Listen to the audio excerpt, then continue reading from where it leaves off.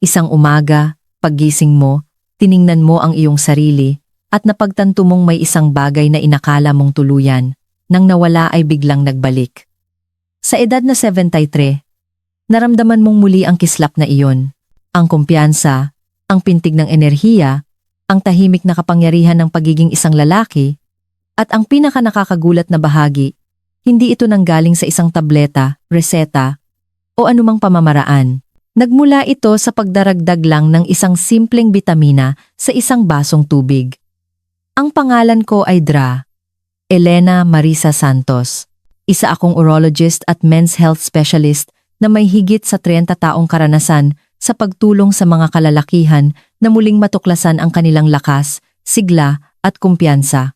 Nakakita na ako ng daan-daang pasyente na naniniwalang ninakaw na ng pagtanda ang kanilang pagkalalaki hanggang sa natagpuan namin ang isang bagay na matagal na palang kulang sa kanilang katawan. Karamihan sa mga lalaki ay naniniwalang hindi maiiwasan ang paghina na kapag nawala ang iyong sigla sa umaga, bahagi na lang talaga iyon ng pagtanda. Ngunit hindi iyan totoo. Paano kung sabihin ko sa iyo na hindi ka binibigo ng iyong katawan? Nauubusan lang ito ng mga hilaw na materyales na kailangan nito upang gumana. Nasa loob ng bawat lalaki, kahit sa edad na 70 o 80, gumagana pa rin ang makina. Kailangan lang nito ng tamang kislap. Ngayon, ibubunyag ko ang kislap na iyon, ang bitamina na muling gumigising sa iyong sirkulasyon, nagpapanumbalik sa iyong hormonal rhythm, at muling nagpapaalab sa apoy sa iyong kalooban, na akala mo'y kinuha na ng panahon, at sa ilang sandali, ipapakita ko sa iyo kung paano ginamit ng isang 73 anyos na lalaki ang eksaktong ritual na ito upang buhayin muli ang kanyang pagkalalaki na nagpapatunay na hindi pa huli ang lahat para maramdamang buhay ka ulit. Bago tayo magpatuloy, kung hindi mo pa nagagawa, siguraduhing mag-subscribe at i-on ang notification bell. Sa ganoong paraan, hindi mo mapapalampas ang alinman sa aking mga darating na payo na idinisenyo upang tulungan ang mga lalaking tulad mo na maibalik ang kanilang lakas at sigla. At kung ang mensaheng ito ay tumatak sa iyo, i-type ang 1 sa mga komento upang ipaalam sa akin na nakatulong ito. Kung hindi naman, i-type ang 0 upang mapabuti ko pa ang mga aral na ito para sa iyo. Ngayon, magsimula tayo sa isang kwento na nagpabago sa aking pananaw sa pagtanda magpakailanman. Ang kwento ng isang 70 anyos na lalaki na pumasok sa aking opisina na lugmok ang pakiramdam. At sa loob lamang ng ilang linggo, ay natuklasan na ang kanyang lakas, enerhiya, at pagkalalaki ay maaaring bumalik mula sa isang simpleng pang-araw-araw na ritual. Isa, ang 73 anyos na lalaki na akala ay tapos na. Naaalala ko pa ang umagang pumasok siya sa aking opisina. Ang pangalan niya ay Ricardo, 83 taong gulang, isang retiradong inhinyero, at mahigit 40 taon ng kasal. Mabagal siyang kumilos, tulad ng isang taong matagal nang may dinadalang hindi nakikitang pabigat. Umupo siya, tumingin sandali sa sahig, at saka tumingin sa aking mga mata. "Doktora," sabi niya ng mahina, "sa tingin ko'y nawawala na. Wala na akong enerhiya. Wala na akong gana. Hindi ko na nga maramdaman ang sarili ko." May lungkot sa kanyang boses na napakadalas ko nang naririnig. Ang tahimik na pighati ng isang lalaking naniniwalang lumipas na ang kanyang pinakamagagandang araw. Tinanong ko siya ng ilang simpleng tanong tungkol sa kanyang tulog, dieta, at pang-araw-araw na gawi. Lahat ay tila karaniwan para sa isang lalaki sa kanyang edad, ngunit may hindi tama sa aking pakiramdam. Hindi mukhang may sakit si Ricardo. Mukha siyang sed, tulad ng isang baterya na hinayaang maubos sa loob ng maraming taon ng walang tamang karga. At iyon mismo ang sinabi ko sa kanya. "Ricardo," sabi ko, "hindi ka sira. Side ka lang." Ngumiti siya ng bahagya, kalahating umaasa, kalahating nag-aalinlangan, na parang gusto niyang maniwala ngunit nasubukan na niya ang lahat. Sa halip na bigyan siya ng reseta, binigyan ko siya ng isang hamon. Sabi ko, "Umuwi ka at sa susunod na 30 araw, magdagdag ka ng isang partikular na bitamina sa iyong tubig tuwing umaga. Huwag mo itong masyadong isipin. Gawin mo lang." Napatawa siya, iniisip na napakasimple nito para magkaroon ng epekto, ngunit pumayag siya. Sa sumunod na buwan, tapat niyang sinunod ang tagubiling iyon araw-araw. Pagkalipas ng 4 na linggo, bumalik siya sa aking opisina. Ang lalaking pumasok sa aking pinto noong araw na iyon ay hindi na ang parehong lalaking nakilala ko noon. Mas tuwid ang kanyang tindig, mas may kislap ang kanyang mga mata, at mas matatag ang kanyang pakikipagkamay. "Doc," sabi niya, habang tumatawa. Dinagdag ko sa tubig ko. At bumalik ang pagkalalaki ko. Nakita ko ito sa kanyang mukha. Hindi siya nag-exaggerate. Buhay na buhay siyang muli. Muli niyang natuklasan ang isang bagay na inakala niyang tuluyan nang nawala. Tumawag pa nga ang kanyang asawa sa aking opisina pagkaraan ng 1 linggo para lang sabihing, "Salamat po sa pagbabalik ng asawa ko." Ganyan ang kapangyarihan ng pagbibigay sa katawan ng tunay nitong kailangan. Hindi gamot, hindi mga shortcut, kundi simpleng nutrition na muling gumigising sa mga sistema na idinisenyo upang panatilihin kang masigla. At kung sa tingin mo ay kahanga-hanga ang kwento ni Ricardo, maghintay ka hanggang sa maintindihan mo kung bakit nangyari ang pagbabagong ito at kung paano ito maaaring mangyari rin sa iyo. Dahil ang tunay na sikreto ay wala sa edad, kundi sa kung ano ang matagal ng kulang sa iyong katawan. 2. Bakit nawawala ang sigla ng mga lalaki sa umaga? Bilang isang urologist, ginugol ko ang mga dekada sa pakikinig sa mga lalaking naglalarawan ng parehong tahimik na pagkadismaya. Sa sandaling napagtanto nilang hindi na pareho ang kanilang mga umaga, tumigil na silang gumising na may matigas at hindi maikakailang senyales na dati nagpaparamdam sa kanilang buhay sila. Para sa maraming lalaki, hindi lang ito tungkol sa sex. Tungkol ito sa pagkakakilanlan, ito ay tungkol sa paggising at pakiramdam na malakas, may kakayahan, at nakaugat sa iyong pagkalalaki. Kapag naglaho iyon, may isang bagay sa kaibuturan mo, ang nagsisimulang manghina rin. Narito ang hindi na pagtatanto ng karamihan sa mga lalaki. Ang pagkawala ng iyong sigla sa umaga ay hindi senyales ng kahinaan o pagtanda. Isa itong babala. Ito ay ang pagbulong ng iyong katawan na may isang bagay sa ilalim na nasisira. Ang problema ay hindi ang iyong pagnanasa. Ito ay ang iyong sirkulasyon. Ang paninigas sa umaga na dati mong nararanasan araw-araw ay isa sa mga pinakamaaasahang palatandaan ng kalusugan ng mga daluyan ng dugo. Kapag ang iyong mga arterya ay nababanat at tumutugon, malayang dumadaloy ang dugo, lalo na sa panahon ng malalim at nakapagpapanumbalik na tulog. Ngunit kapag ang pamamaga, stress, at mga taon ng hindi magandang nutrisyon ay nagdulot ng pinsala, ang mga daluyan ng dugo na iyon ay tumitigas na parang mga lumang goma. Bumagal ang daloy, bumaba ang presyon, at hindi na nakakarating ang senyales kung saan ito kailangan. Madalas kong sinasabi sa aking mga pasyente, ang iyong katawan ay parang isang sasakyan na minaneho mo sa loob ng 7 taon. Gumagana pa rin ng maayos ang makina, ngunit marumi na ang langis, barado ang mga linya, at ang mga pyesa ay hindi na nalangisan sa loob ng mga dekada. Hindi mo maaasahan ang mahusay na pagganap kapag ang sistema ay pinagkaitan ng mga sustansiyang nagpapanatili nitong tumakbo ng maayos. Sa paglipas ng panahon, ang oxidative stress, maliliit na kislap ng pinsala sa cellular level, ay nagsisimulang sirain ang iyong mga arterya, mga nerve, at maging ang iyong balanse sa hormone.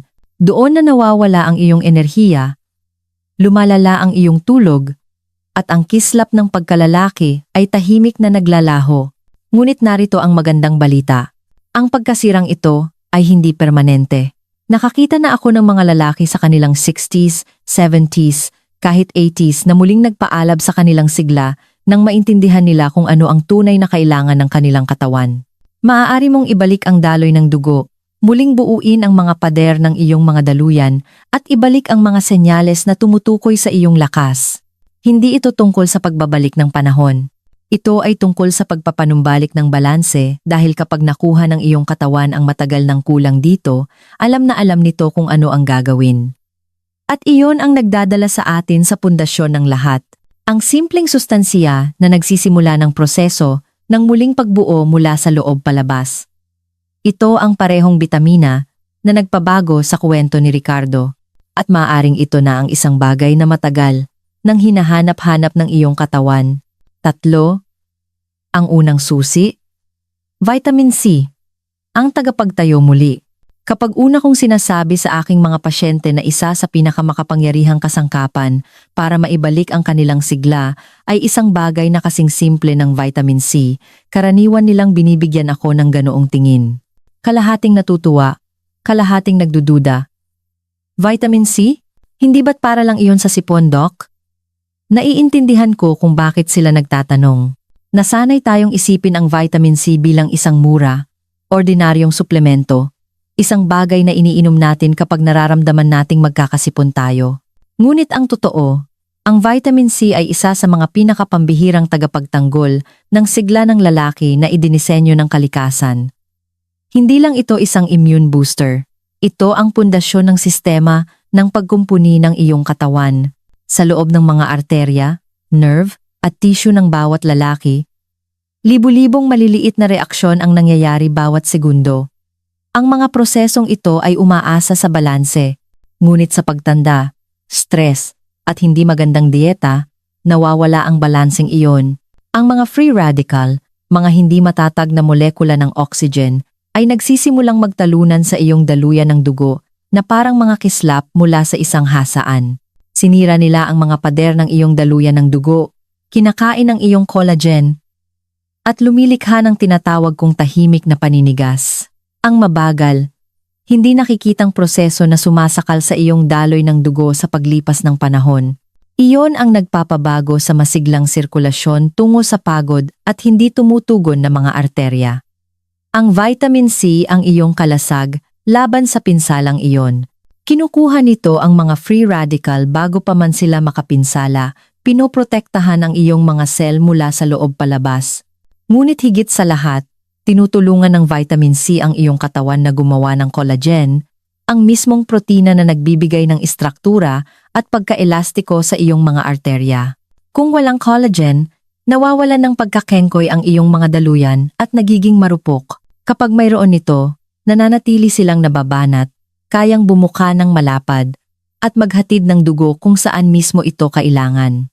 Nangangahulugan iyon ng mas malakas na sirkulasyon, mas mahusay na daloy ng oxygen, at isang katawan na gumigising na handang gumanap sa bawat kahulugan ng salita. Ang dahilan kung bakit napakalakas ng pagdaragdag ng vitamin C sa iyong tubig sa umaga ay dahil hindi ito maiimbak ng iyong katawan. Ito ay water-soluble, na nangangahulugang anumang hindi mo magamit ngayon ay ilalabas lang. Kaya naman ang pagiging tuloy-tuloy ay susi. Ang kaunti araw-araw ay nagbibigay sa iyong katawan ng senyales na magkumpuni, magpanumbalik, at muling magtayo. Nasaksihan ko nang bumalik ang kulay sa balat ng mga lalaki. Ang talas sa kanilang pag-iisip. At oo, ang kumpiyansa sa kanilang pagkalalaki. Lahat mula sa pagpapakain sa kanilang mga arterya, ng simpleng pang-araw-araw na dosis ng buhay na ito. Gayunpaman, ang vitamin C ay simula pa lamang. Dahil habang muli nitong itinatayo ang mga daanan ng iyong katawan, may isa pang bitamina na kumokontrol sa makina, ang hormone switch na tumutukoy kung ang iyong katawan ay tatakbo sa idle o sa buong lakas. At kapag naon na muli ang switch na iyon, lahat ay nagbabago. 4. Ang ikalawang susi, vitamin D, ang hormonal switch. Kung ang vitamin C ang muling nagtatayo ng istruktura ng katawan, ang vitamin D naman ang switch na muling nagpapagana sa buong sistema. Hindi ko mabilang kung gaano karaming lalaki na ang nakita kong pumasok sa aking opisina, napagod, walang motibasyon, at tahimik na nahihiya sa kung gaano kalaki ang ibinagsak ng kanilang enerhiya. Inaakala nilang ito ay dahil sa pagtanda, stress, o sadyang ganoon lang ang buhay. Ngunit kapag tiningnan ko ang kanilang blood work, isang pattern ang paulit-ulit na lumalabas. Mapanganib na mababang antas ng vitamin D, at kapag mababa ang numerong iyon, para bang may nagpalamlam ng ilaw sa kanilang buong buhay. Kita mo, ang vitamin D ay hindi talaga isang bitamina. Ito ay isang hormone precursor, isang sangkap na ginagamit ng iyong katawan upang mag-trigger ng iba pang mahahalagang hormone, kabilang ang testosterone. Isipin mo ito bilang master switch sa control room ng iyong katawan. Kapag naka-on ito, malinaw na dumadaloy ang mga signal mula sa iyong utak patungo sa iyong testes na nag-uutos sa iyong katawan na gumawa ng testosterone magkumpuni ng tissue, at mapanatili ang gana. Kapag naka-off ito, bumabagal ang sistema. Ang utak ay humihinto sa pagpapadala ng malalakas na signal na iyon, humihina ang makinarya ng produksyon ng hormone. At sa paglipas ng panahon, nararamdaman ng isang lalaki na para siyang kupas na bersyon ng kanyang sarili. Nakakita na ako ng mga lalaking mula sa pakiramdam na ganap na ubos na ay naging masigla muli sa pamamagitan lamang ng pagwawasto sa isang kakulangang ito. Pagkatapos ng ilang linggo ng tuloy-tuloy na suplemento ng vitamin D, bumubuti ang kanilang tindig, bumabalik ang kanilang tawa, at lumalalim ang kanilang tulog. Banayad ito sa simula, kaunting dagdag na enerhiya sa umaga, kaunting motibasyon para lumabas, isang mas malinaw na pakiramdam ng kumpiyansa. Ngunit sa loob, umiikot na muli ang mga hormonal gear. Naaalala na ng katawan kung ano ang ibig sabihin ng maging ganap na buhay. Ang mas nakakatuwa pa sa vitamin D ay kung gaano kasimple itong ibalik. Makukuha mo ito mula sa sikat ng araw, oo, ngunit habang tumatanda tayo, nawawalan ng kakayahan ang ating balat na gumawa ng sapat, kahit na may oras sa labas. Kaya naman inirerekomenda ko ang ilang patak ng liquid vitamin D3 sa iyong tubig sa umaga. Isang direkta at maaasahang mapagkukunan na nagpapakain sa iyong hormonal system araw-araw. Para mo na ring binibigyan ng pahintulot ang iyong katawan na maramdamang bata muli. At habang pinapagana ng vitamin D ang makina, may isa pang sustansiya na tinitiyak na ang iyong mga arterya, ang mga kalsadang nagdadala ng bagong sigla, ay mananatiling malinis, makinis, at nababanat dahil kung magbara ang mga daanang iyon, lahat ng enerhiya at daloy ng dugo ay hindi kailanman makakarating sa kanilang destinasyon. Pag-usapan natin iyan sa susunod. 5. Ang ikatlong susi. Vitamin K2. Ang traffic controller. May isang tahimik na bayani sa kwento ng kalusugan ng mga lalaki na halos walang nakakaalam at iyon ay ang vitamin K2. Kapag binabanggit ko ito sa aking mga pasyente, karaniwang kumukunot ang kanilang noo at nagtatanong, hindi ba para iyan sa pamumuo ng dugo? Iyon ay vitamin K1. Ang vitamin K2 ay ibang-iba at para sa mga lalaking higit sa 6, maaari itong maging pagkakaiba sa pagitan ng isang matamlay na katawan at isang katawan na buhay at tumutugon muli. Tinatawag ko itong traffic controller ng daluyan ng dugo dahil iyon mismo ang ginagawa nito. Dinidirekta nito ang calcium kung saan ito kailangan at inilalayo ito sa mga lugar kung saan ito maaaring makapinsala. Kita mo, ang calcium ay dapat magpatibay ng iyong mga buto at ngipin. Ngunit habang tumatanda tayo, lalo na kapag bumaba ang antas ng vitamin K2, ang calcium ay nagiging isang lagalag. Lumulutang ito sa daluyan ng dugo, nang walang gabay. At sa halip na manatili sa iyong mga buto, nagsisimula itong kumapit sa iyong mga arterya. Sa paglipas ng panahon, lumilikha ito ng microscopic na buildup na nagpapatigas sa dating nababanat na mga daluyan ng dugo, na ginagawa itong mga matitigas na tubo. Kapag nangyari iyon, hindi makadaloy ng malaya ang dugo. Hindi sa iyong puso, hindi sa iyong utak, at tiyak na hindi sa mga lugar na tumutukoy sa iyong pagkalalaki. Naalala ko ang isang pasyente na nagngangalang Henry, 28, na minsay nagsabi sa akin, "Doc, pakiramdam ko'y naging bato ang katawan ko sa isang banda." Tama siya. Ang kanyang mga arterya ay literal na tumitigas mula sa loob. Nang idagdag namin ang vitamin K2 sa kanyang routine, kasama ng D3 at isang balanseng dieta, ipinakita sa kanyang mga follow-up scan ang pinabuting vascular flexibility. Ngunit ang pinakamahalaga sa kanya ay hindi ang resulta ng test. Ito ay ang muli niyang naramdamang init sa kanyang katawan, enerhiya sa kanyang mga binti, at buhay na bumabalik sa mga sandaling akala niya ay nawala na. Ang vitamin K2 ay nag-activate ng isang espesyal na protina na tinatawag na matrix GLA na nagsasabi sa calcium na umalis sa mga arterya at bumalik sa mga buto.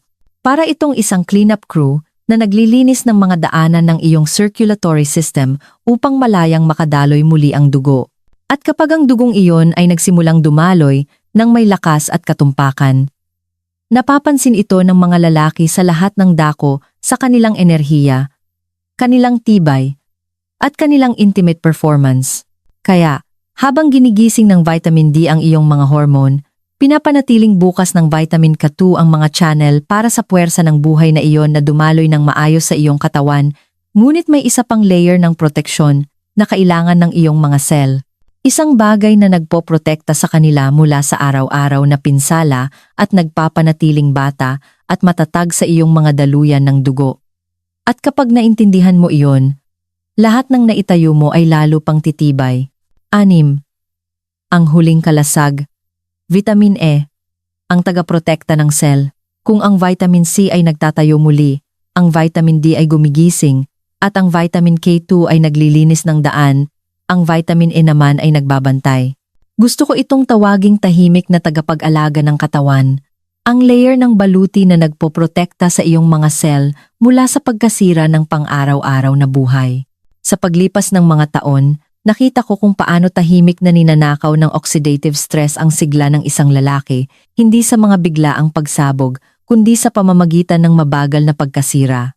Ito ang nagpapawala ng iyong enerhiya, nagpapakupas ng iyong balat, at nagpapabagal sa iyong sirkulasyon. Ang vitamin E ay pumapasok na parang isang bantay, pinoprotektahan ang bawat cell mula sa walang humpay na pag-atake na iyon. Habang pinoprotektahan ng vitamin C ang mga bahagi ng iyong katawan na may tubig, binabantayan naman ng vitamin E ang mga matatabang layer, ang mga lamad na nakapalibot sa bawat cell, kabilang na ang mga nakahanay sa iyong mga arterya. Ang mga lamad na ito ay mahalaga. Kinokontrol nila kung paano humihinga, nakikipag-usap, at lumalawak ang iyong mga cell. Kapag nasira ang mga ito, nawawala ng kakayahan ang mga daluyan ng dugo na mag-relax at lumapad, at nangangahulugan iyon ng mas kaunting oxygen, mas kaunting daloy ng dugo, at mas kaunting sigla, pinipigilan ng vitamin A ang pagkasirang iyon.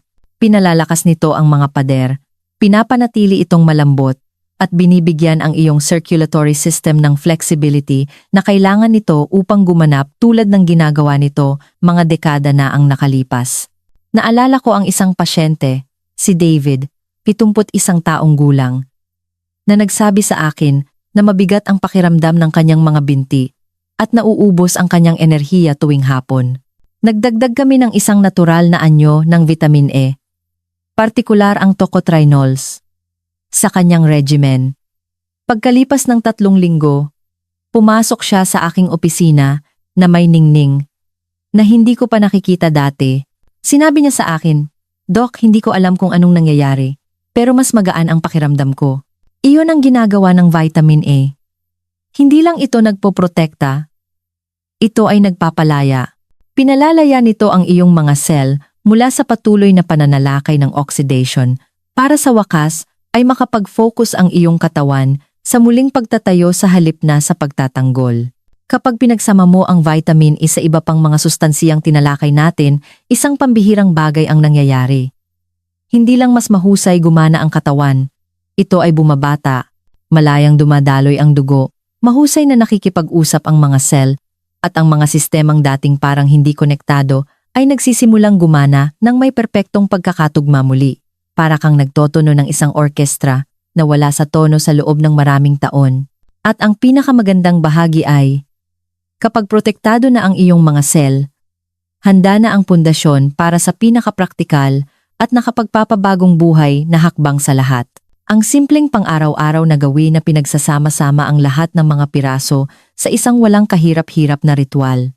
7. Paano ito pagsasama-samahin?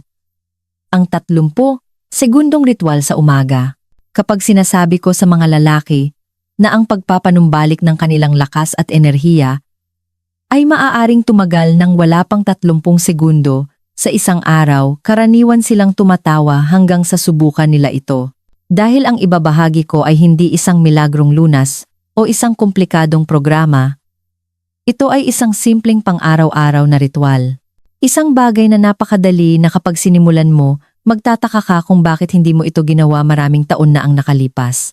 Ang sikreto ay hindi sa paggawa ng mas marami, kundi sa paggawa ng tamang bagay ng tuloy-tuloy, sinadya, at may intensyon.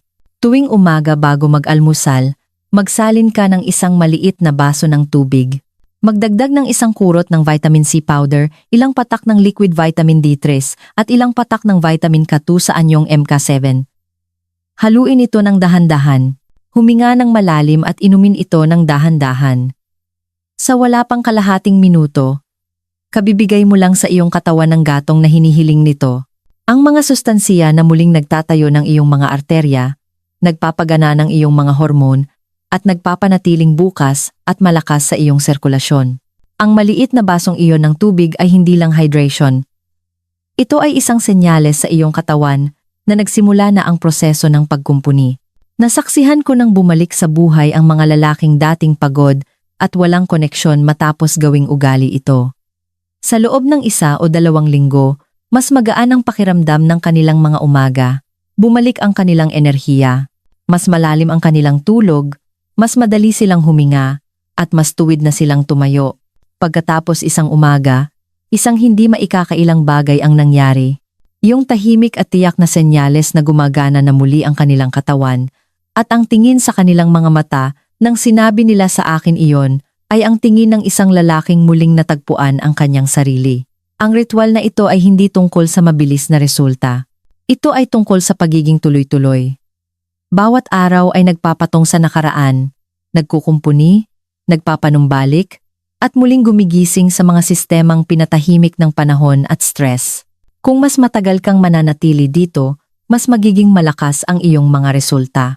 Magsisimula kang makapansin ng mga pagbabago hindi lang sa iyong enerhiya, kundi sa kung paano mo dinadala ang iyong sarili, kung ano ang nararamdaman mo sa iyong katawan, at kung paano ka kumonekta sa mundo sa paligid mo.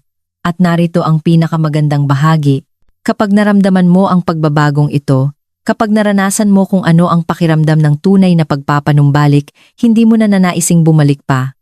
Dahil ang susunod na hakbang ay hindi lang tungkol sa pagpapanatili. Ito ay tungkol sa pagbawi ng kontrol sa iyong buong buhay, iyong layunin, at sa paraan ng iyong pagtanda mula sa araw na ito pasulong. 8. Totoong resulta. Ang kwento ng isang 73 anyos na lalaki na nabawi ang kanyang buhay. Ilang buwan na ang nakalipas, isang lalaki na nagngangalang Ricardo ang pumasok sa aking opisina.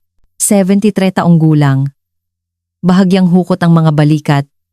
Pagod ang mga mata sa paraang nakita ko na ng napakaraming beses. Umupo siya at mahinang sinabi, "Doktora, hindi ko na po maramdaman ang sarili ko. Wala na akong enerhiya. Wala na akong gana, at ilang taon na, mula noong huli akong gumising na parang isang lalaki. Walang galit sa kanyang boses, tanging tahimik na pagtanggap, iyong uri na dumarating kapag nagsisimula ka ng maniwala na ang pinakamagagandang sandali ng buhay ay nasa likuran mo na. Tiningnan ko siya at sinabi, "Ricardo, hindi iyan ang iyong edad. Ito ay ang iyong katawan na humihingi ng tulong." Hindi kami nagsimula sa gamot o operasyon. Sa halip, binigyan ko siya ng isang hamon. Isang simpleng 30 segundong ritual tuwing umaga. Tubig, vitamin C, vitamin D3, at vitamin K2. Iyon lang. Walang gimmick, walang maling pangako, puro nutrisyonal na pagpapanumbalik lang. Nag-atubili siya. Siyempre, paano nga naman makakagawa ng ganoong kalaking pagkakaiba ang isang bagay na napakasimple pagkatapos ng maraming taon ng pagkapagod? Ngunit pumayag siyang subukan. Pagkalipas ng ilang linggo, bumalik si Ricardo sa aking opisina. Ngunit sa pagkakataong ito, iba na ang kanyang hitsura. Mas may kulay ang kanyang balat, mas malinaw ang kanyang mga mata, at may dala siyang tahimik na kumpiyansa. Ngumiti siya at sinabi, "Doc, hindi ko akalaing mangyayari ito, pero gumising ako kaninang umaga, at ipinaalala sa akin ng katawan ko na buhay pa pala ako." Iyon ang sandaling hinihintay ng bawat doktor. Kapag nakita mong bumalik ang kislap sa isang lalaking akala mo ay nawala na magpakailanman, hindi niya hinahabol ang kabataan. Binabawi niya ang kanyang sigla. Sa loob ng isang buwan, mas mahimbing nang matulog si Ricardo, mas madali nang kumilos, at mas matalas ang pag-iisip. Bumuti ang kanyang presyon ng dugo. Bumaba ang kanyang stress levels. At nagsimula siyang maglakad-lakad muli sa umaga. Hindi ito isang himala. Ito ay ang biology na ginagawa ang idinisenyo nitong gawin kapag binigyan mo ito ng tamang suporta. Ang kanyang kuwento ay hindi bihira. Nakita ko na ang parehong pagbabagong ito nang hindi mabilang na beses sa mga lalaking nagpasya lamang na bawiin ang kontrol isang umaga sa isang pagkakataon. At ngayon gusto kong ipakita sa iyo kung paano mo eksaktong masisimulan ang parehong pagbabagong ito. Paano bubuuin ang makapangyarihang ritual na ito sa iyong mga umaga sa tamang paraan na may eksaktong dosis at kombinasyon na pinakamahusay na gumagana para sa mga lalaking higit sa 65. Dahil kapag naintindihan mo ang huling hakbang na ito, hindi mo na muling titingnan ang pagtanda sa parehong paraan. Siyam, paano ka makakapagsimula ngayon? Ang landas pabalik sa lakas at kumpiyansa. Kung umabot ka hanggang dito, naiintindihan mo na ang isang bagay na hindi kailanman nauunawaan ng karamihan sa mga lalaki. Na hindi ka isinuko ng iyong katawan. Naghihintay lang ito ng tamang suporta upang mabuhay muli. Gusto kong malaman mo na hindi pa huli ang lahat. Ikaw man ay 60, 70, o higit pa. Ang iyong katawan ay may kakayahan pa ring magkumpuni, may kakayahan pa ring lumakas, at may kakayahan pa ring magkaroon ng pagnanasa. Nasaksihan ko na itong mangyari ng paulit-ulit sa mga lalaking akala ay matagal nang lumipas ang kanilang pinakamagagandang taon hanggang sa ginawa nila ang maliit ngunit makapangyarihang hakbang na ito tungo sa pagbabago. Narito ang eksaktong sinasabi ko sa bawat pasyente na umuupo sa aking harapan. Magsimula sa maliit ngunit manatiling tuloy-tuloy. Magsimula bukas ng umaga. Punuin ang isang baso ng tubig. Magdagdag ng isang maliit na scoop ng vitamin C powder. Ilang patak ng liquid vitamin D3. At ilang patak ng vitamin K2. Mem-K 7. Haluin ito ng mabuti. Huminga ng malalim. At habang iniinom mo ito, gusto kong isipin mo ito bilang higit pa sa isang suplemento. Isipin mo ito bilang isang senyales. Sinasabi mo sa iyong katawan, handa na akong maghilom. Handa na akong maramdamang buhay muli. Maaaring mukhang simple, ngunit ang sandaling ito ang nagmamarka ng pagbabago para sa hindi mabilang na mga lalaking ginamot ko. Sa loob ng ilang araw, karamihan sa mga lalaki ay nakakapansin ng isang banayad na bagay. Mas malinaw na pag-iisip, mas matatag na enerhiya, mas malalim na tulog. Sa loob ng ilang linggo, madalas nilang iniuulat ang isang bagay na mas malalim pa. Nagsisimulang tumugon muli ang kanilang katawan. Bumubuti ang kanilang daloy ng dugo. Lumalago ang kanilang tibay. At iyong tahimik na kumpiyansa, iyong uri na nagniningning mula sa loob, ay nagsisimulang bumalik. Hindi ko masabi kung gaano karaming beses ko nang nakita ang mga lalaking mas tuwid maglakad, mas malakas tumawa, at muling matuklasan ang isang pakiramdam ng layunin na akala nila ay nawala na magpakailanman. At ang kagandahan ng prosesong ito ay hindi ito nangangailangan ng mamahaling pamamaraan o komplikadong mga gawain. Ito ay tungkol sa pagbibigay sa iyong katawan ng mga building blocks na kulang dito.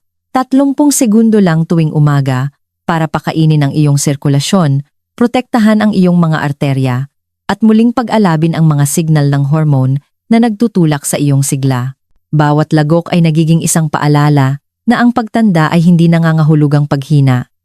Nangangahulugan ito ng pagpino, karunungan, at pagkakataong mabuhay ng mas malakas kaysa dati.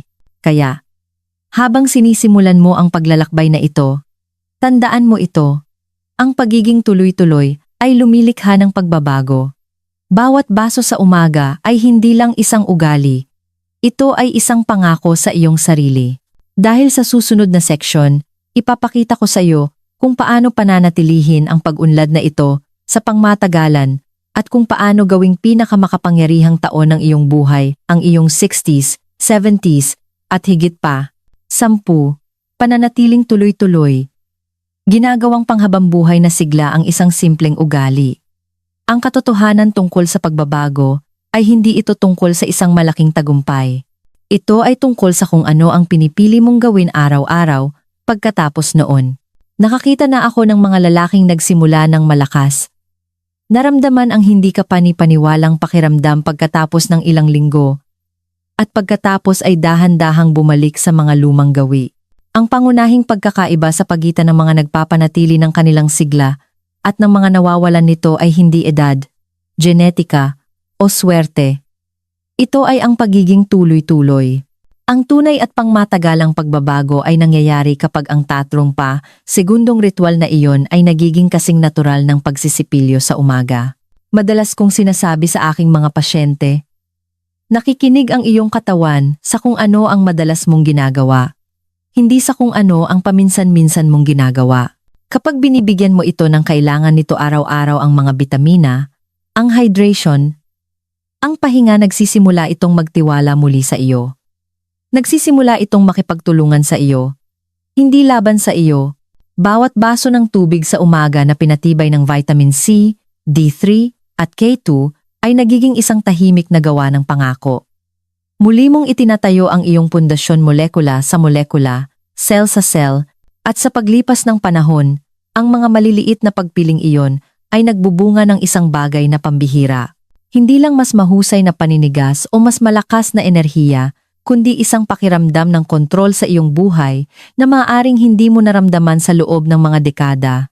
May mga pasyente akong nagsabi sa akin na naglalakbay sila kasama ang kanilang maliliit na bote ng bitamina, pinapanatiling buhay ang kanilang ritual saan man sila magpunta. Isang lalaki, 56 taong gulang, ang sumulat sa akin ng isang liham na nagsasabing, "Doc, ginawa ko ito tuwing umaga sa loob ng 8 buwan. Binawasan ng doktor ko ang aking mga gamot sa presyo ng dugo. Mas mahimbing ang tulog ko. At mas may kumpiyansa ako kaysa noong 50s ko." Iyan ang nangyayari kapag iginagalang mo ang proseso. Ginagantimpalaan ka ng iyong katawan para dito. Ang pagiging tuloy-tuloy ay hindi nangangahulugang perpeksyon. Nangangahulugan ito ng pagpapakita para sa iyong sarili kahit sa mga umagang pagod ka o nagmamadali. Nangangahulugan ito ng pag-alala na ang ritual na ito ay higit pa sa isang supplement routine. Ito ay isang gawa ng paggalang sa iyong katawan at sa iyong hinaharap. Kapag tinatrato mo ang iyong kalusugan bilang isang bagay na sagrado, lahat ng iba pa sa buhay ay nagsisimulang umayon dito. At kapag ang bagong ritmong ito ay naging bahagi na ng kung sino ka, ang susunod na hakbang ay kung saan nagsisimula ang tunay na mahika. Dahil doon na tayo nagsisimulang mag-optimize. Doon mo na kinukuha ang matatag na pundasyon na iyong itinayo at ginagawa itong hindi mapigilang enerhiya, kumpiyansa, at pagganap na tumatagal hanggang sa iyong 70s, 80s, at higit pa, 11. Pag-optimize ng iyong mga resulta. Higit pa sa mga pangunahing kaalaman, kapag ang iyong pundasyon ay muling naitayo at nagsimulang tumugon ang iyong katawan, doon na nagsisimula ang tunay na pagbabago. Ito ang yugto kung saan sinasabi sa akin ng mga lalaki na sa wakas ay nararamdaman na nilang buhay sila muli. Hindi lang pisikal, kundi mental, emosyonal, kahit espiritual. Nagsisimula kang gumising na may enerhiya, naglalakad ng may layunin, at napapansin mong bumabalik ang tahimik na lakas na iyon sa bawat bahagi ng iyong buhay. Hindi lang ang iyong sirkulasyon ang bumubuti. Ito ay ang iyong kumpiyansa, iyong mga relasyon, iyong pananaw sa pagtanda. Ngunit upang mapanatiling lumalago ang momentum na iyon, kailangan mong gumawa ng isa pang hakbang, pag-optimize. Ang pag-optimize ay hindi tungkol sa paggawa ng mas marami. Ito ay tungkol sa paggawa ng mas matalino. Kapag nakasanayan na ang iyong pang-araw-araw na ritual ng bitamina, oras na para suportahan ang iyong pamumuhay sa mga paraan na nagpaparami ng iyong mga resulta.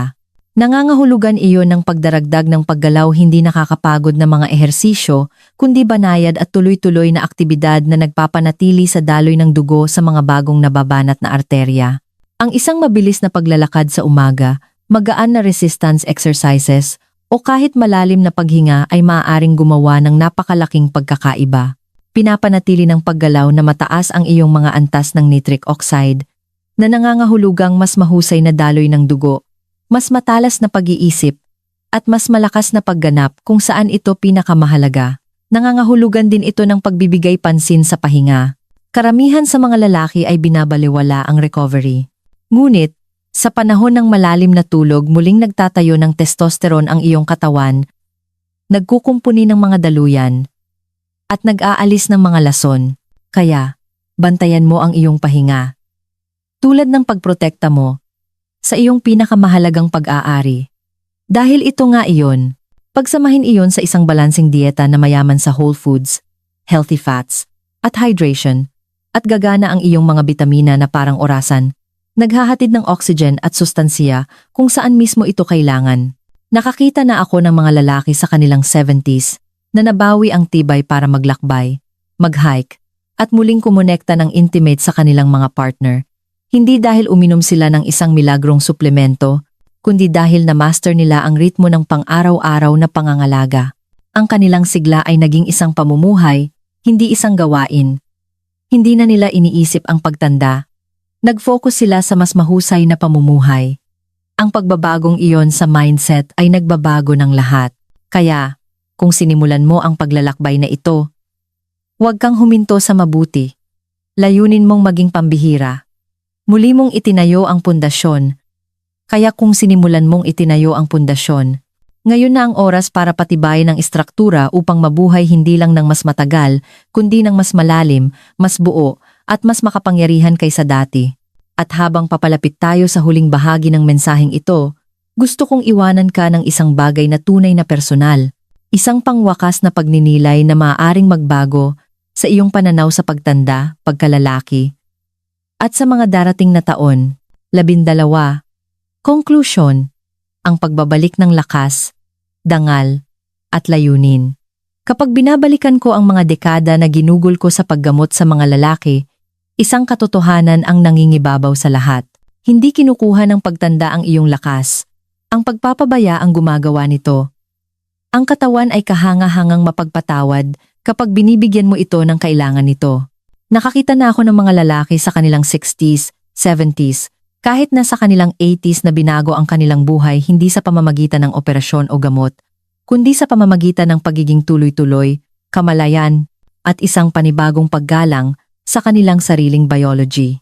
Ang simpleng pagkilos ng pag-aalaga sa iyong katawan, ng pagbibigay dito ng vitamin C para muling magtayo, vitamin D para gumising, vitamin K2 para linisin ang daan, at vitamin E para protektahan, ay maaaring muling magpaalab sa mga sistemang matagal ng tahimik.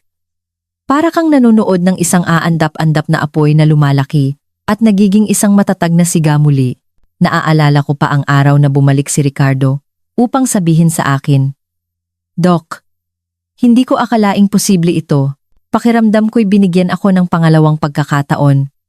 Hindi niya hinahabol ang kabataan. Binabawi niya ang kanyang sarili. Iyon ang tunay na layunin ng paglalakbay na ito. Hindi ito tungkol sa pagpapanggap na 25 kaulit. Ito ay tungkol sa pagiging pinakamalakas at pinakamalusog na bersyon ng iyong sarili ngayon.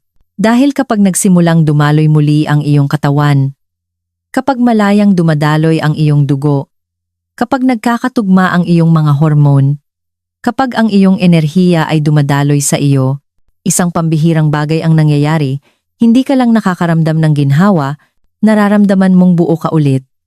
Bawat lagok ng tubig na iyon sa umaga, bawat maliit na pangakong ginagawa mo, ay isang mensahe sa iyong katawan.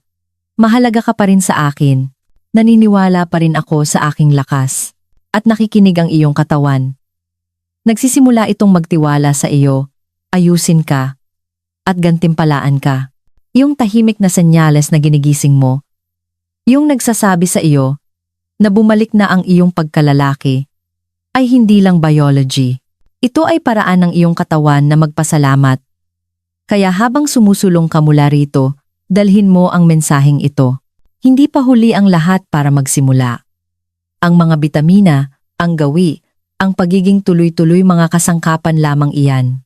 Ngunit ang tunay na kapangyarihan ay nasa iyong desisyon na bawiin ang kontrol. Ang pagtanda ay hindi nangangahulugang pagkawala ng iyong sigla, nangangahulugan ito ng pag-aaral kung paano ito protektahan, alagaan, at angkinin. At kung mananatili ka sa akin sa paglalakbay na ito, patuloy kong ipapakita sa iyo kung paano eksaktong gawin iyon. Hakbang-hakbang, ritual sa ritual, hanggang sa ang iyong katawan, ang iyong enerhiya, at ang iyong kumpiyansa ay magpapaalala sa iyo tuwing umaga na ang iyong pinakamagagandang taon ay wala sa iyong likuran. Ang mga ito ay nagbubukas pa lamang ngayon.